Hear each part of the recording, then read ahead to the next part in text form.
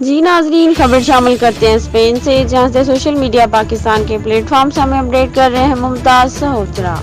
Barcelona के सियासी, समाजी व कारोबारी शख्सियत चौधरी आसफ वड़ाइच की तरफ से दोस्त अहबाब के एजाज़ में इफ्तार डिनर, मारूफ नात खां कारी सैयद सदाकत शाह और ओवरसीज फोरम मंडी बहाउद्दीन स्पेन के मीडिया इंचार्ज चौधरी बशीर वड़ाइच की खुसूसी शिरकत।